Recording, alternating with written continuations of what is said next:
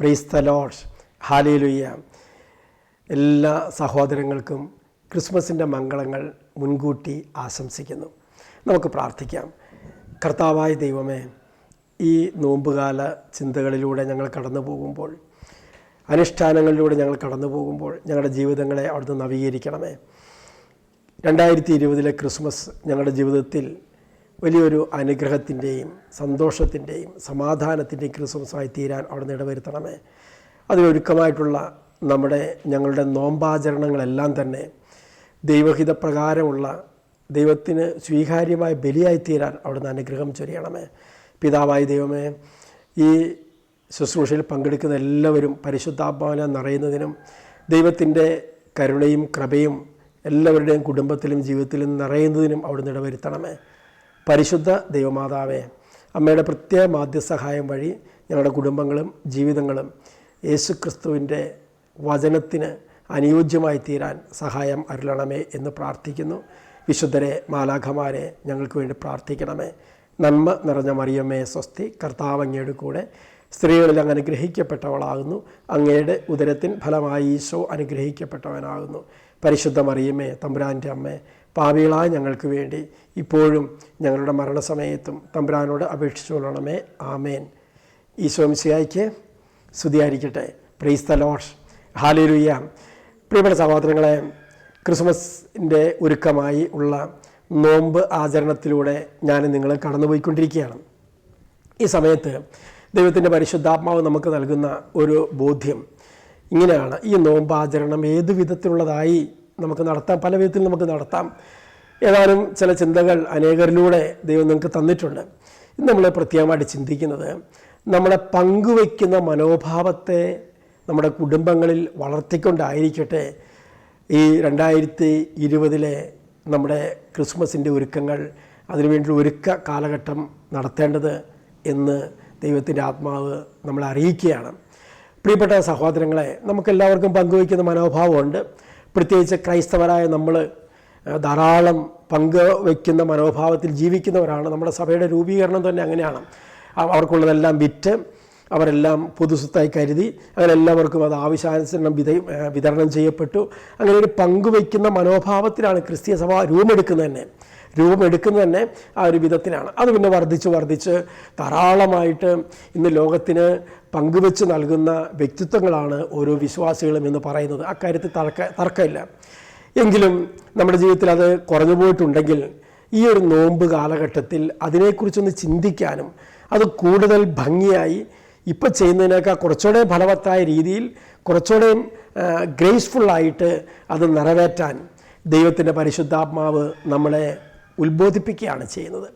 പ്രിയപ്പെട്ട സഹോദരങ്ങളെ, നമുക്ക് ഈ കാലഘട്ടത്തിൽ പ്രത്യേകമായിട്ട് നമ്മുടെ ജീവിതങ്ങളെ കർത്താവിന് സമർപ്പിച്ച് നമ്മുടെ കുടുംബത്തെ അതിനുവേണ്ടി ഒരുക്കിക്കൊണ്ടുവരണം.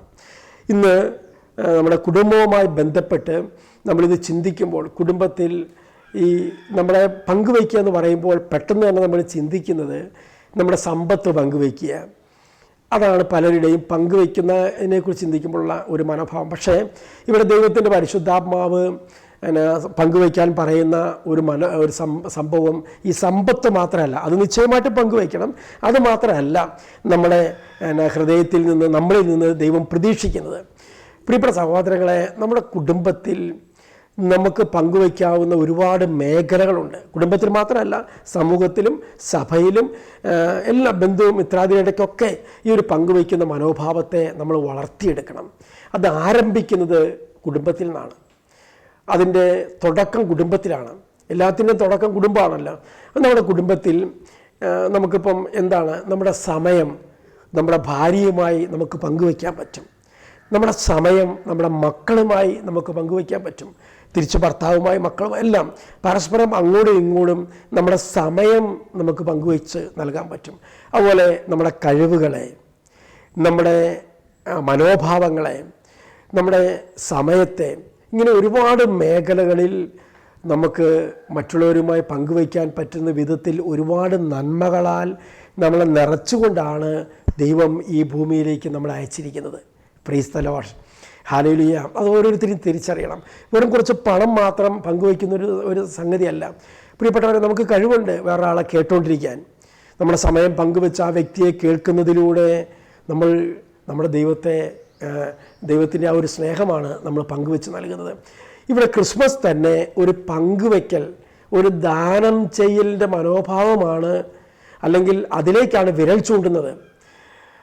പിതാവായ ദൈവം തൻ്റെ പുത്രനെ പങ്കുവെച്ച് നൽകിയതിൻ്റെ ഓർമ്മയാണല്ലോ ക്രിസ്മസ്. അതല്ലേ നമ്മൾ ആചരിക്കുന്നത്. റോമാലേഖനം 8-ാം അധ്യായം 32-ാമത്തെ വാക്യം. റോമ 8:32. സ്വപുത്രനെ പോലും ഒഴിവാക്കാതെ നമുക്ക് എല്ലാവർക്കും വേണ്ടി അവനെ ഏൽപ്പിച്ച് തന്നവൻ. ശ്രദ്ധിച്ചേ, സ്വപുത്രനെ പോലും ഒഴിവാക്കാതെ നമുക്കെല്ലാവർക്കും വേണ്ടി അവനെ ഏൽപ്പിച്ച് തന്നവൻ അവനോട് കൂടെ സമസ്തവും നമുക്ക് ദാനമായി നൽകാതിരിക്കുമോ? റോമ 8:32. സ്വപുത്രനെ പോലും ഒഴിവാക്കാതെ സമസ്തവും നമുക്ക് ദാനമായി നൽകിയവൻ അവനോട് കൂടെ മറ്റെല്ലാം നമുക്ക് ദാനമായി നൽകാതിരിക്കുമോ? ഇതാണ് ചോദ്യം. വളരെ അർത്ഥവത്തായ ഒരു വചനമാണ്. പ്രിയപ്പെട്ട, എന്താ നമുക്ക് പങ്കുവയ്ക്കാനുള്ളത്? നമ്മുടെ അധ്വാനിച്ചുണ്ടാക്കിയ പൈസയുടെ കുറച്ച് ഭാഗം, അല്ലെങ്കിൽ മേടിച്ചു കൂട്ടിയ വസ്ത്രത്തിൻ്റെ കുറച്ച് ഭാഗം. ഇവിടെ ദൈവം നമുക്ക് പങ്കുവെച്ച് തരുന്നത് സ്വപുത്രനെയാണ്. അപ്പോൾ ഏറ്റവും വലിയ ദാനധർമ്മം ചെയ്തത് ദൈവമാണ്. Praise the Lord. നമ്മൾ ആരും ഇതുവരെ ചെയ്തിട്ടില്ല. എനിക്ക് 6 മക്കളുണ്ട്. ഞാൻ ഇന്ന് വരെ എൻ്റെ ഒരു കുഞ്ഞിനെ ദാനധർമ്മം കൊടുത്തിട്ടില്ല. ഞാൻ ദാനം കൊടുക്കുന്നത് എന്താ, പങ്കുവയ്ക്കുന്നത് എന്താ? എൻ്റെ സമ്പത്തിൻ്റെ ഒരു ഓഹരി പങ്കുവയ്ക്കുന്നു, എൻ്റെ സമയത്തിൻ്റെ ഒരു ഓഹരി പങ്കുവയ്ക്കുന്നു, എൻ്റെ കഴിവിൻ്റെ ഒരു ഓഹരി പങ്കുവയ്ക്കുന്നു. ഇതേ ഞാൻ ചെയ്തിട്ടുള്ളൂ. എന്നാൽ ഈ ക്രിസ്മസിന് വേണ്ടി നമ്മൾ ഒരുങ്ങുമ്പോൾ നമ്മൾ ചിന്തിക്കേണ്ടത്, ഈ നോമ്പ് ആചരിക്കുമ്പോൾ നമ്മൾ ചിന്തിക്കേണ്ടതാണ്, വലിയൊരു ദാനധർമ്മം ചെയ്ത ഒരു സംഭവമാണ് നമ്മുടെ മനസ്സിലേക്ക് വരേണ്ടത്. പിതാവായ ദൈവം മനുഷ്യകുലത്തിന് വേണ്ടി ദാനം നൽകിയത് സ്വപുത്രനെയാണ്. അപ്പം ശരിക്കും ഒരു പങ്കുവെക്കലിൻ്റെ ഒരു സംഭവമാണ് ദൈവം നമ്മളെ ഇതിലൂടെ പഠിപ്പിക്കുന്നത്. ഇതിക്കുള്ളിൽ ഇനി എന്താ ദാനം ചെയ്യാനുള്ളത്? സ്വപുത്രനെ പോലും ഒഴിവാക്കാതെ എന്ന് പറയുമ്പോൾ പിന്നെ എന്തെങ്കിലും ദൈവം ദാനം ചെയ്യാതിരുന്നിട്ടുണ്ടോ? ഏറ്റവും നമുക്ക് ഒരിക്കലും അംഗീകരിക്കാതെ നമ്മൾ ഒരിക്കലും മനുഷ്യകുലം ഇന്ന് വരെ ചെയ്തിട്ടുണ്ടെന്ന് എനിക്ക് തോന്നണില്ല. സ്വന്തം പുത്രിയെ ദാനം കൊടുക്കുക ചെയ്തിട്ടുണ്ടെന്ന് എനിക്ക് തോന്നണില്ല. പ്രിയപ്പെട്ട സഹോദരങ്ങളെ, ദൈവം എന്താ ചെയ്തത്? സ്വപുത്രനെ ദാനമായി പങ്കുവെച്ച് തന്നു.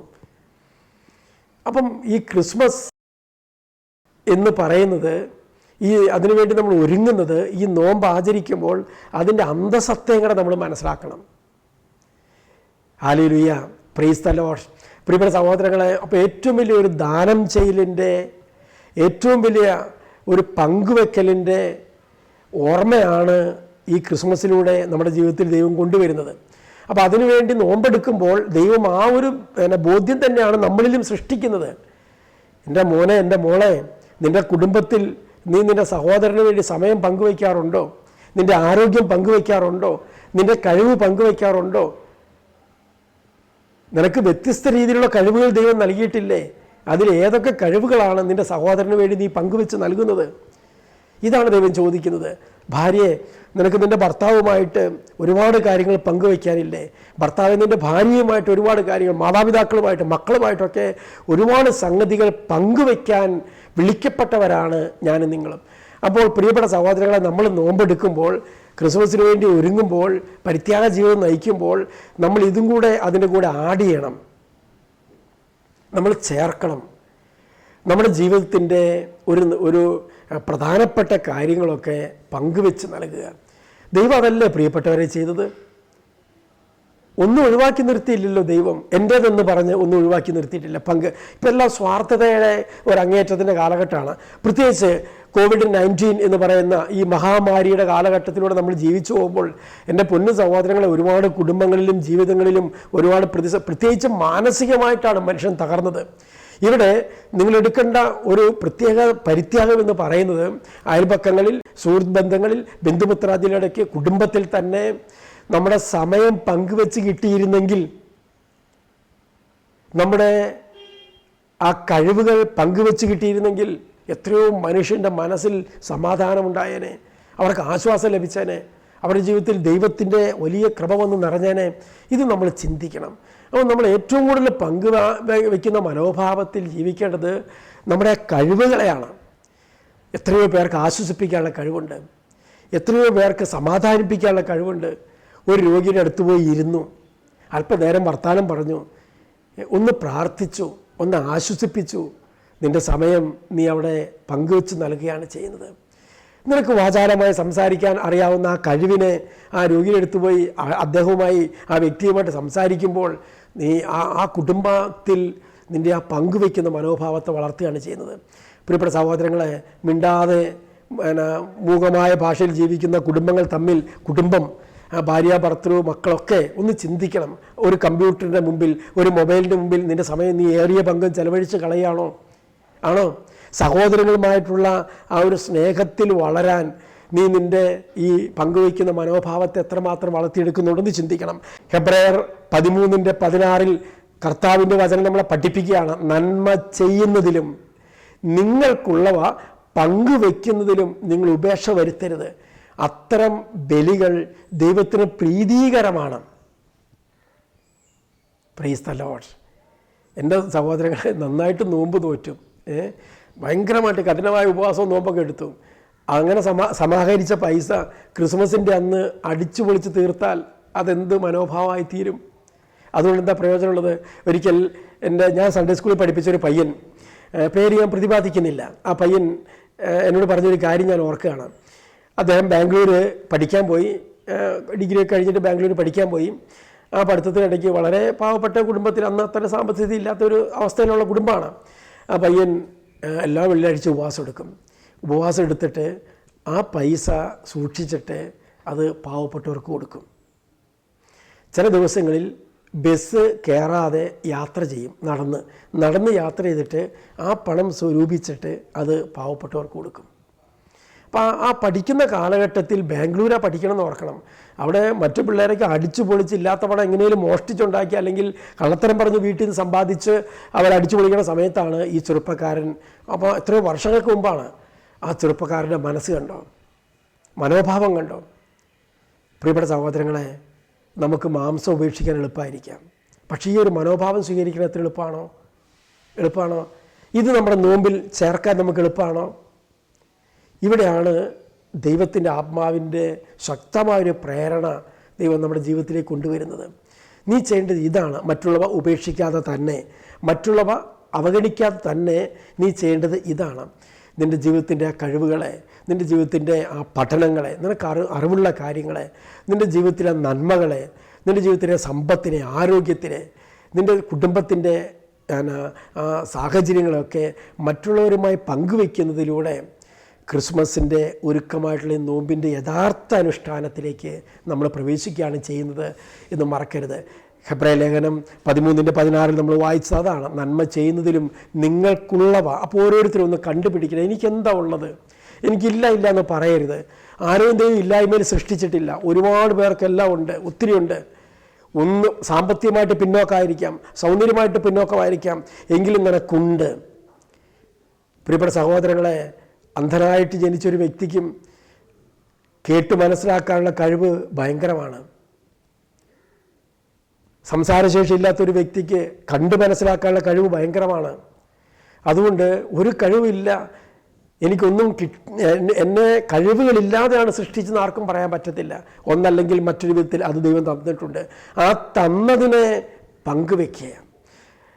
ഒരു താലന്ത് കിട്ടിയവൻ അതുകൊണ്ട് കുഴിച്ചിട്ട് വിതറാത്തെടുത്ത് ശേഖരിക്കുന്നവനും വിതയ്ക്കാത്തത് കൊയ്യുന്നവനാണെന്ന് പറഞ്ഞ് ദൈവത്തെ കുറ്റപ്പെടുത്തിയ മനോഭാവമായിരിക്കരുത്.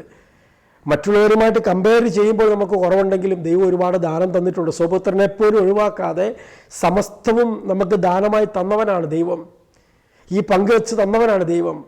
അപ്പോൾ ഒരുപാട് നമ്മുടെ ഉള്ളിൽ അതേപോലെ ആ മനോഭാവത്തിൽ നമ്മൾ നോമ്പെടുക്കണം. പങ്കുവെച്ചു കൊടുക്കുന്ന മനോഭാവത്തിൽ, ധാരാളമായി നൽകുന്ന മനോഭാവത്തിൽ. പ്രത്യേകിച്ച് പണമല്ല ഞാനിവിടെ ഉദ്ദേശിക്കുന്നത്, അത് കൊടുക്കണം, അതൊരു വശം മാത്രമേ ആകുന്നുള്ളൂ. അതിനുപരി മനുഷ്യന് ആശ്വാസപ്രദമായ വേറെ ഒരുപാട് സംഗതി നമുക്ക് പങ്കുവയ്ക്കാനുണ്ട് പ്രിയപ്പെട്ടവരെ.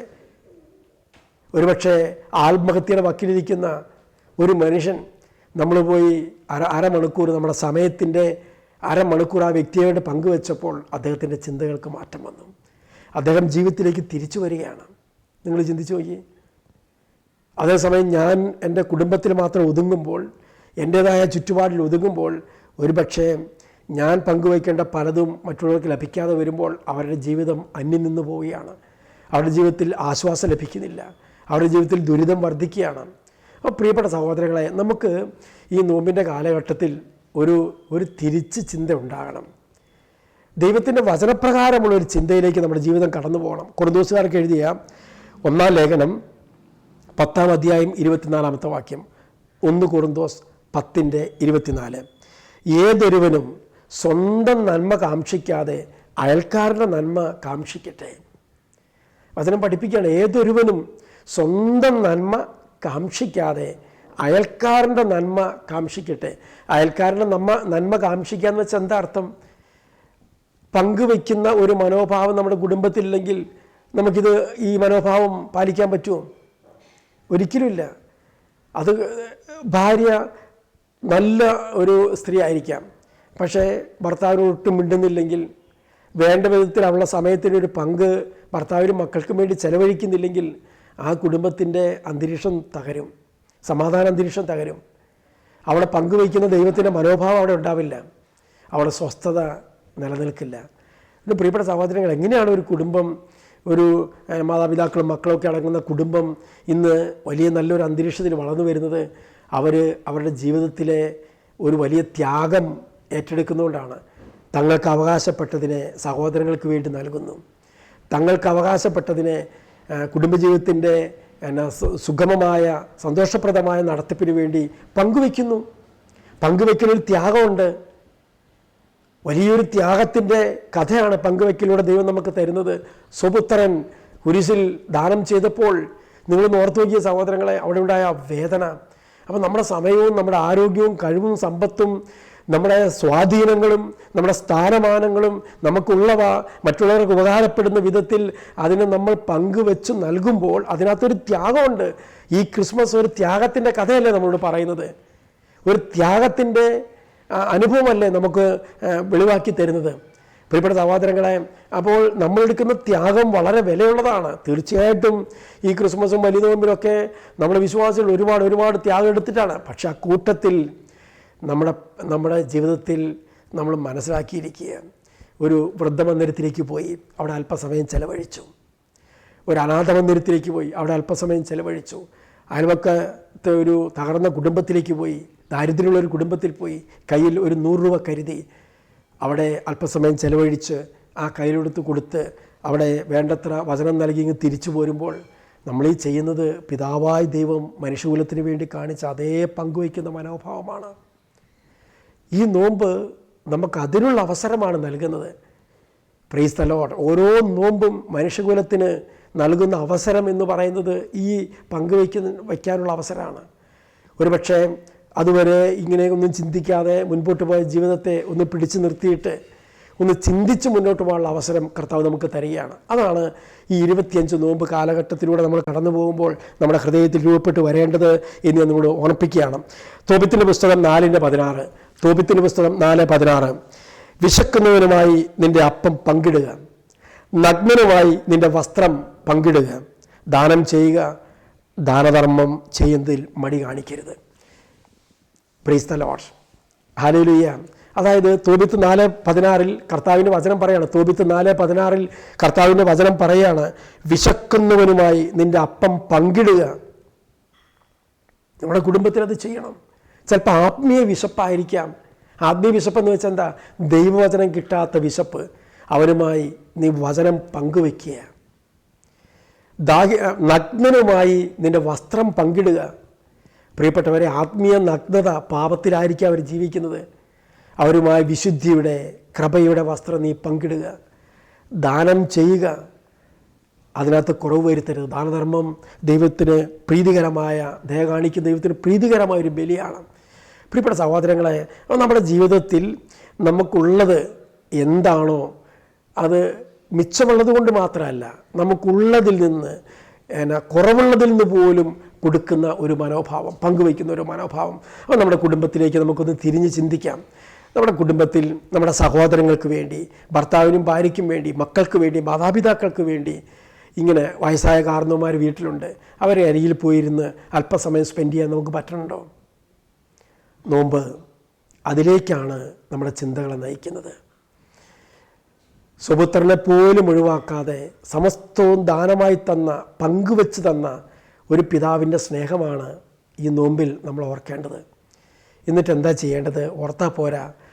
പിതാവായ ദൈവം ചെയ്തതുപോലെ നമുക്ക് വിലപ്പെട്ടതൊക്കെയും പങ്കുവെച്ചുകൊണ്ട് അവരുടെ നന്മയ്ക്ക്, സ്വന്തം നന്മ കാക്ഷിക്കാതെ അയൽക്കാരൻ്റെ നന്മയെ കാക്ഷിച്ച് നമുക്കുള്ളത് പങ്കുവെച്ച് അവരെ കൂടി പടുത്തുയർത്താനുള്ള ഒരു മനോഭാവമായിരിക്കട്ടെ ഈ നോമ്പാചരണം. അങ്ങനെയുള്ള തീരുമാനമായിരിക്കട്ടെ ഈ നോമ്പിൻ്റെ ദിവസങ്ങളിൽ നമുക്കുണ്ടായിരിക്കേണ്ടത്. ദൈവമേ, ഞാൻ പങ്കുവെച്ച് എൻ്റെ ജീവിതത്തെ ക്രിസ്തുവിന് നൽകും. അപ്പോൾ സഹോദരങ്ങളുമായി നമുക്കുള്ളതോ പങ്കുവയ്ക്കുന്നതിൽ ഉപേക്ഷ വരുത്താതിരിക്കാൻ നമുക്ക്. അപ്പോസ്തല എഫെസ്യസ് ലേഖനം 4:22, മോഷ്ടാവ് ഇനിമേൽ മോഷ്ടിക്കരുത്, അവൻ ഇല്ലാത്തവനുമായി പങ്കുവയ്ക്കേണ്ടതിന് സ്വന്തം കൈകൊണ്ട് അധ്വാനിക്കട്ടെ എന്നാണ് ബൈബിൾ പഠിപ്പിക്കുന്നത്. എഫെസ്യസ് 4:28, എഫെസ്യസ് 4:28, മോഷ്ടാവ് ഇനിമേൽ മോഷ്ടിക്കരുത്, അവൻ ഇല്ലാത്തവനുമായി പങ്കുവയ്ക്കാൻ. ഇല്ലാത്തവർ നമ്മുടെ ചുറ്റുപാട് ഒരുപാട് പേരുണ്ട്. നിങ്ങൾ ചിന്തിക്കരുത് സമ്പത്ത് മാത്രമാണ്. നല്ല പ്രിയപ്പെട്ടവരെ, ഒരുപാട് ജീവിതത്തിൽ കുറവുള്ളവരുണ്ട്, വ്യത്യസ്ത മേഖല. അവരുമായി പങ്കുവയ്ക്കാൻ നമ്മുടെ സമയത്തെ നമുക്ക് കണ്ടെത്താം, നമ്മുടെ തീരുമാനങ്ങളെ നമുക്ക് ഉറപ്പിക്കാം. പങ്കുവെക്കലിൻ്റെ അനുഭവമാണ് ക്രിസ്മസ് നമുക്ക് നൽകുന്നത്, മറക്കരുത്. അതിനുവേണ്ടി നമ്മൾ നമ്മുടെ ജീവിതങ്ങളെ ക്രമപ്പെടുത്താം. പരിശുദ്ധാത്മാവ് അതിന് നമ്മളെ സഹായിക്കും. സർവശക്തനായ ദൈവം അതിനുള്ള കൃപ യേശുക്രിസ്തുവിലൂടെ നിങ്ങളുടെ കുടുംബത്തിൻ്റെ മേൽ, നമ്മുടെ ജീവിതത്തിൻ്റെ മേൽ സമൃദ്ധമായിട്ട് വർഷിക്കട്ടെ എന്ന് പ്രാർത്ഥിക്കുന്നു. ഈ ഒരു വിധത്തിൽ നമ്മുടെ കുടുംബാന്തരീക്ഷത്തെ ബിൽഡ് ചെയ്യാൻ, രൂപപ്പെടുത്തിയെടുക്കാൻ, പണിതുയർത്താൻ പരിശുദ്ധാത്മാവ് നിങ്ങൾക്കിടയാകട്ടെ എന്ന് പ്രാർത്ഥിക്കുകയാണ്. പിതാവായ ദൈവത്തിൻ്റെ വലിയ സമാധാനവും പുത്രനായ യേശുക്രിസ്തുവിൻ്റെ കൃപയും പരിശുദ്ധാത്മാവിൻ്റെ സഹവാസവും വഴി നമുക്ക് ഈ മേഖലയിൽ അഭിവൃദ്ധി പ്രാപിക്കാൻ ഇടയാകും. അതിനുവേണ്ടി പ്രത്യേകം പ്രാർത്ഥിക്കുന്നു. യേശുക്രിസ്തുവിൻ്റെ നാമത്തിൽ എല്ലാവർക്കും ദൈവാനുഗ്രഹം ഉണ്ടാകട്ടെ എന്ന് പ്രാർത്ഥിക്കുന്നു. Praise the Lord.